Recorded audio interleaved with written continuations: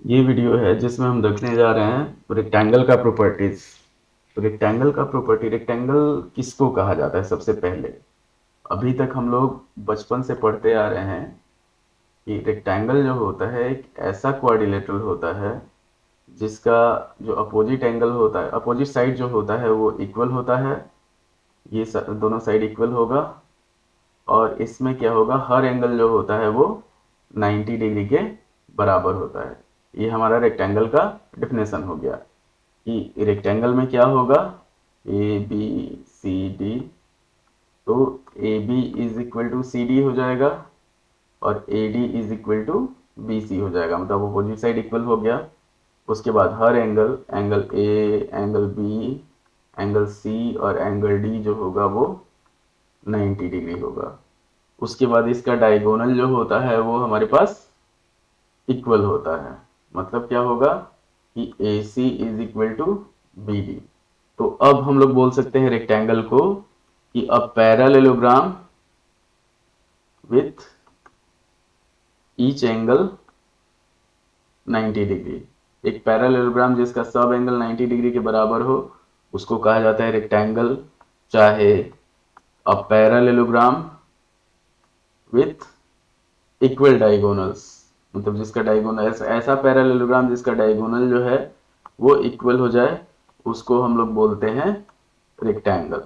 अब रेक्टेंगल का जो प्रॉपर्टी होता है, जैसे मान लीजिए हमारे पास डायगोनल इक्वल होगा और पैरेललोग्राम है तो वो एक दूसरे को बाइसेक्ट भी करेगा। तो रेक्टेंगल ऐसा पैरेललोग्राम होता है जिसका डायगोनल इक्वल होता है। चाहे एक पैरेललोग्राम जिसका डायगोनल इक्वल हो और एक दूसरे को बाइसेक्ट करे, उसको रेक्टेंगल कहा जाता है। तो यहाँ पे क्या हो जाएगा हमारे पास, इसमें हो जाएगा O A is equal to O C is equal to half A C और O B is equal to O D जो होगा वो हो जाएगा हमारे पास हाफ बी डी के बराबर। अब एंगल अगर हम लोग लेते हैं, मान लीजिए डायगोनल खींच दिया गया है, तो यहाँ पे हमारे पास, अच्छा, ये दोनों आपस में बराबर होगा। क्यों? क्योंकि AC और BD बराबर है तो हाफ AC बराबर हाफ BD हो जाएगा। तो इसमें हम लोग बोल सकते हैं कि OA is equal to OB is equal to OC is equal to OD। ये रेक्टेंगल का प्रॉपर्टी हो जाएगा। अब रेक्टेंगल का डायगोनल अगर निकालना हो, मान लीजिए हमारे पास रेक्टेंगल दिया हुआ है, तो जैसे ही डायगोनल निकालना होगा, ये L हो गया, ये B हो गया, ये हमारे पास डायगोनल हो गया, तो यहाँ पाइथागोरस थ्योरम यूज हो जाएगा। कि डायगोनल का जो ये होता है आपका, अगर हम लोग निकालते हैं तो under root L square plus B square हो जाता है। ये हुआ हमारे पास रेक्टेंगल का प्रॉपर्टी।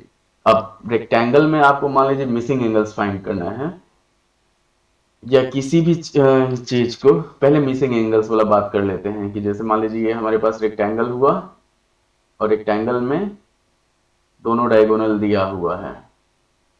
यहाँ पे डायगोनल दे दिया है, ए बी सी और डी है हमारे पास। A B C D rectangle है।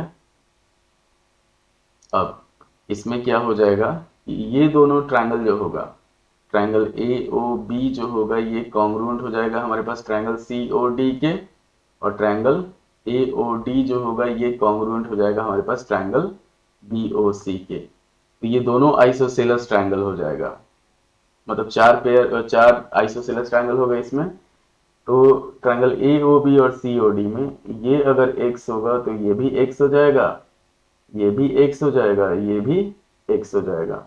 इधर अगर हम लोग चलते हैं, ये वाई होगा तो ये भी वाई हो जाएगा, ये भी वाई हो जाएगा और ये भी वाई हो जाएगा। इस केस में एक्स प्लस वाई का जो वैल्यू होगा वो 90 डिग्री के बराबर होगा। कहने का सेंस ये है कि अगर हम लोग ले लेते हैं कोई भी रेक्टेंगल या कोई दिया हुआ है, जैसे जैसे एंगल उसका निकालते जाएंगे, तो मान लीजिए, अच्छा, यहाँ पे अगर 40 दे दिया है, एक एंगल दे दिया, बाकी सब एंगल निकालना है, तो ये 40 हो गया, ये 40 हो गया, ये 40 हो गया। उसके बाद x प्लस वाई 90 होता है, तो मान लीजिए यहाँ 40 है हमारे पास, तो ये हो जाएगा 50, 50, 50 और 50।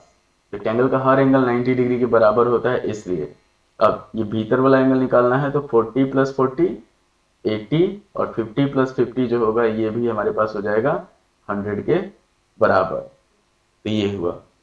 अब किसी भी रेक्टेंगल को मतलब किसी भी क्वाड्रिलेटरल को अगर रेक्टेंगल प्रूव करना है तो हम लोग क्या क्या प्रूव करेंगे। पहला जो प्रूव होगा डिफिनेशन के हिसाब से कि each pair of opposite sides equal, opposite sides equal and each angle 90 degree, each angle 90 degree. ये हो जाएगा हमारे पास। चाहे ऐसा क्वाड्रिलेटरल जिसका हर एंगल 90 डिग्री हो उसको रेक्टेंगल कहा जाएगा। उसके बाद हो जाएगा कि अगर कोई पैरेललोग्राम है, a parallelogram with equal diagonals, तो ये भी हमारे पास रेक्टेंगल हो जाएगा।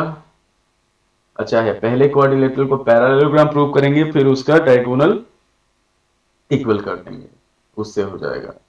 उसके बाद हो जाएगा हमारे पास कि कोई भी क्वाड्रिलेटरल, अ क्वाड्रिलेटरल हैविंग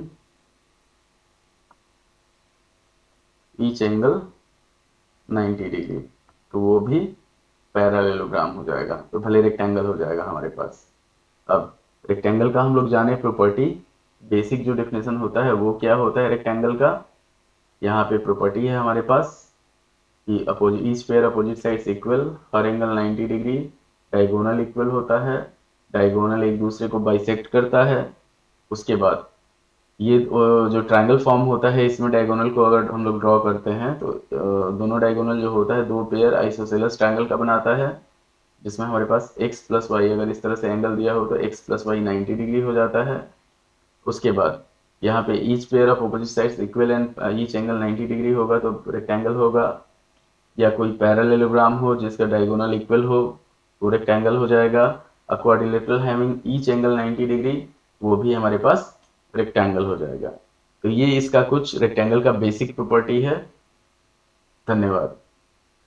अब चाहे तो वीडियो को लाइक कर सकते हैं, शेयर कर सकते हैं, सब्सक्राइब कर सकते हैं।